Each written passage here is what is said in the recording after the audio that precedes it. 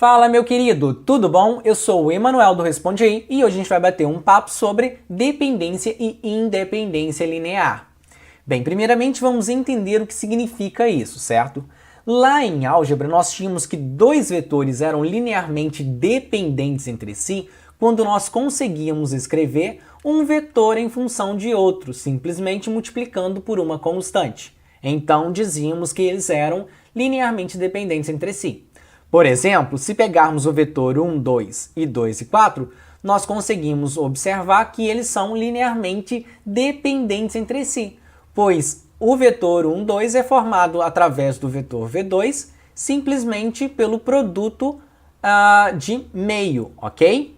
Agora, aqui em funções não vai ser diferente. A gente vai considerar duas funções como sendo LD quando nós conseguimos multiplicar uma por uma constante e formar a outra função. Caso contrário, elas serão, no caso, LI, ou seja, linearmente independentes entre si. Vejamos um exemplo. Olha só, 3t² é considerado linearmente dependente de t², pois a gente consegue formar 3t² simplesmente pegando o t² e multiplicando por 3, beleza? Agora, para que nós queremos saber disso? Qual é o nosso interesse nisso tudo? Bem, o nosso interesse é o seguinte: quando nós estivermos trabalhando com EDOs homogêneas, a gente vai ver que toda EDO homogênea de ordem n possui n soluções independentes entre si. Então, por exemplo, se você estiver trabalhando com uma EDO de segunda ordem, e se você encontrar nessa EDO de segunda ordem homogênea duas soluções que são dependentes entre si, você vai saber que o seu problema está faltando uma solução independente, pois toda EDO de segunda ordem homogênea possui duas soluções independentes entre si. Sacou? Então, basicamente, esse é o nosso interesse. É mais um interesse de prova, entendeu? Prova de que nós encontramos as soluções corretas. Beleza, então, resumindo, a gente pode falar que duas funções entre si são dependentes quando a gente consegue colocar uma como múltiplo da outra, mas realizar esse produto, realizar essa igualdade aqui, nem sempre é trivial. Algumas vezes realizar essa prova dá um certo trabalho. Por isso existe um macete que é utilizando a prova pelo cálculo do Wronskiano.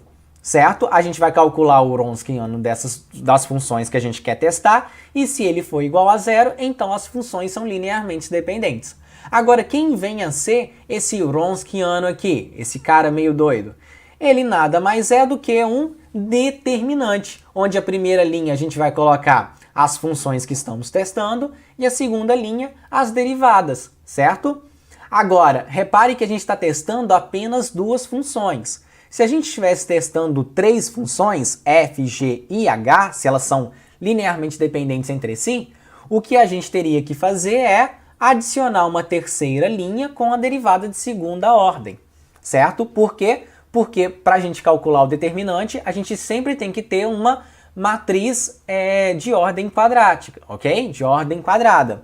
Por isso, se a gente tem três funções, a gente tem que ter até a derivada de segunda ordem. Se a gente tivesse quatro funções, a gente teria uma quarta linha aqui, incluindo derivadas de terceira ordem e assim por diante.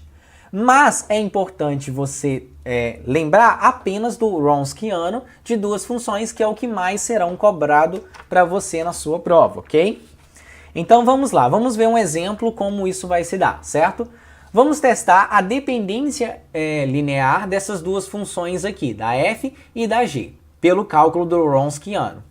Para isso, a gente vai substituir na fórmula, certo? Já que nós temos duas funções, então serão a primeira linha, a gente vai colocar essas duas funções, e a segunda linha apenas a primeira derivada. E agora a gente vai derivar e encontrar esse Wronskiano aqui, certo? A derivada de exponenciais é exponencial mesmo, só fique atento na regra da cadeia. Por sorte, a derivada de t mais 1 é t, por isso que a gente simplesmente repete aqui, ok? Derivada de t menos 1 também é 1, né? T não é 1, eu falei o contrário.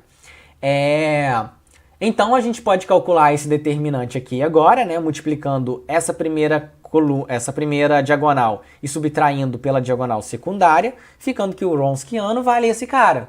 Ora, esses dois termos aqui são iguais, logo a subtração entre eles vai nos gerar o valor 0.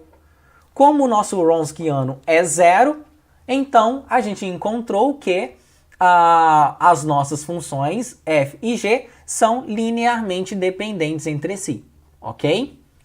Agora vamos ver um outro exemplo para quando nós tivermos funções que são LI, linearmente independentes entre si. Bem, vejamos, a gente vai aplicar novamente o Wronskiano, certo? Calculando as derivadas e depois calculando o determinante. Repare que aqui a gente tem exponencial de t vezes 2 exponencial de 2t, menos exponencial de 2t vezes exponencial de t. Pegando esse cara e simplificando, né? Pegando esse 2 e subtraindo por 1, a gente encontra exponencial de t vezes exponencial de 2t, que nada mais é do que exponencial de 3t. Basta repetir a base e somar os expoentes. Ora, exponencial de 3t é um cara que não é zero. Na verdade, ele não é zero para nenhum valor de t, certo? Se ele não é zero para nenhum valor de t, então a gente pode falar que essas funções são LI, ok? Linearmente independentes entre si. Caso contrário, caso a gente encontrasse zero aqui, seriam LD. Mas basta um valor diferente de zero para elas serem linearmente independentes entre si e você ter duas soluções para o problema, ok? Bem, basicamente era isso que eu tenho para te falar sobre hoje, né? Sobre